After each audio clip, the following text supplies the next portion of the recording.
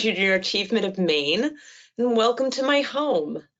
My name is Libby Healy, and I am a Program Manager at Tyler Technologies. And I am here today to tell you all about the winding journey that has been my career path. Because truth be told, there is no one right way to do this. And my career path has been less like a straight line and more like a create your own adventure. But first, let me tell you about Tyler, the company where I currently work. Because if you are looking for a career in tech and you believe in the power of communities, this is a pretty good place to be. Tyler Technologies is the largest software company in the nation, solely focused on providing integrated software and technology services to the public sector. At Tyler, we imagine a world where all city, county, and regional government services are connected with a healthy digital infrastructure, because connecting data and processes and people makes communities safer and smarter and more responsive to the needs of their residents. So when you think of Tyler, I want you to think of public safety services like fire and police departments. Think of your town office and all of the work that they manage, all the way over to the court systems in your community, and then over to your schools with your student portal and your bus routes. All of these things are supported digitally now.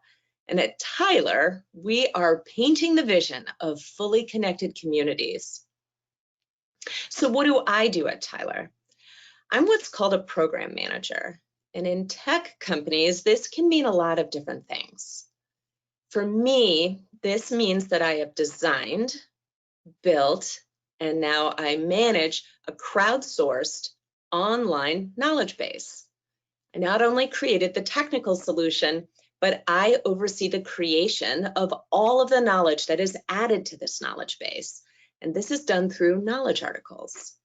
So if you have ever logged into online support for like your iPhone or your Fitbit or even an online video game, you have probably used a knowledge article to solve your issue.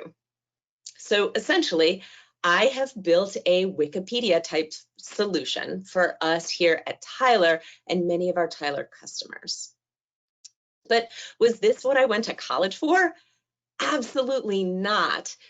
This job that I have right now was not even a twinkle in the eye of the future. Seriously, when I was in your shoes applying to college, the internet was not available for public use and would not be for several more years. Things started off pretty traditionally for me. I went to a good college.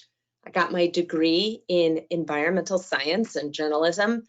And immediately after college, I went to work for a different small college and started my career in academia.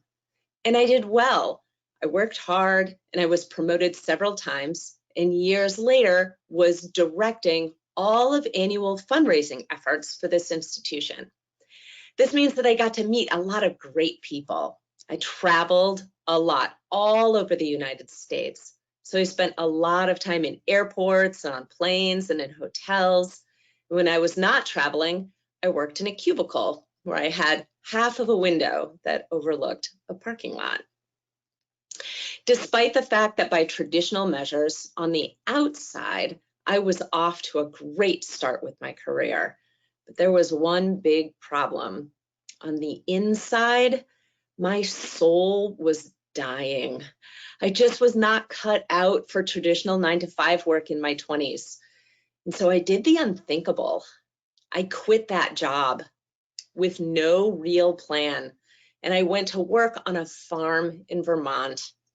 And it was on this farm that I learned some of the most valuable lessons about working on a team and appreciating the skills of others. And this is also where I worked for my first truly good boss. And I still reflect on and use the lessons that I learned from him about leadership, even today. So now the year is 1999. We are all singing that Prince song. And if you don't know which one I'm talking about, you really should Google it. Y2K is coming. And if you listen to the news at that time, we were headed for catastrophe. Computers were just not going to know what to do when the calendar flipped to the year 2000. Our transportation systems were going to come to a standstill.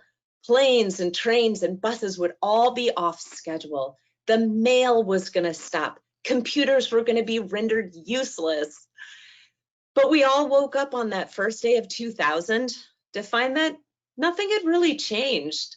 The world was exactly as it was the day before.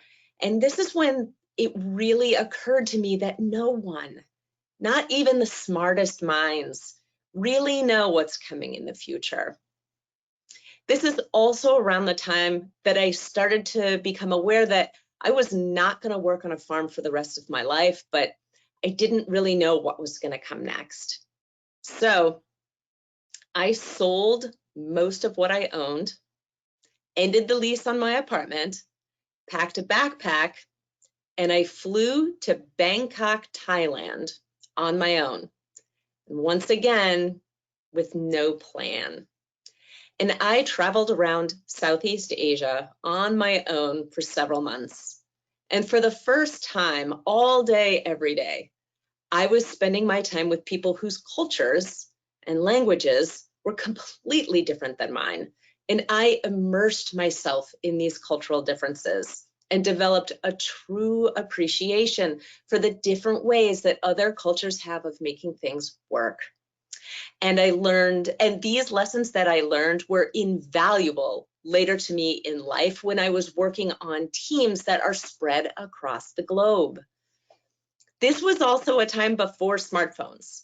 There were no travel apps to tell me where I was going, and I got lost all the time.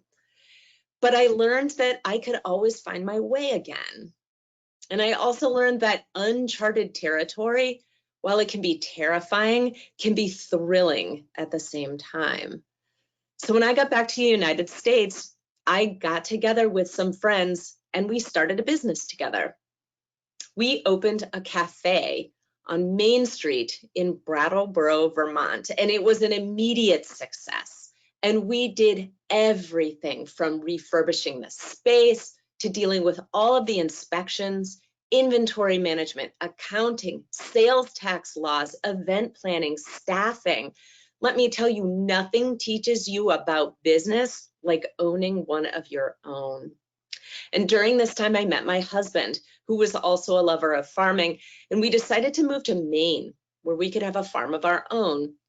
And to this day, we own and love our 200 acres with all of our fields and woods and critters. And we had our children, and for the next 8 years, I was an at-home mom on our farm. And I can truly say that these were some of the happiest years of my life. Once my children were in school, though, I was finally ready to join the 9-to-5 work world, and I got into customer support in the tech center. And all of my experiences on working for and on successful teams with varieties of different people, and my ability to charge confidently into the unknown and the unmapped, and to work strategically without a plan until one can be created, paid off. My success in my current career would not be possible if it were not for all that came before. Now, there are many people my age who took a more traditional career path, and they have more industry experience. They certainly have a more conventional resume. But would I trade my experiences traveling, starting my own business and farming and getting to stay home with my children for a more conventional resume? No, I absolutely would not. And in the end, your career path has to be your own. You are just starting your own adventure, and having a plan is a really good idea. But remember, sometimes it's the things that happen when you don't have a plan that can really make all the difference. Thank you for listening to me, and I wish you so much success in the future. Good luck.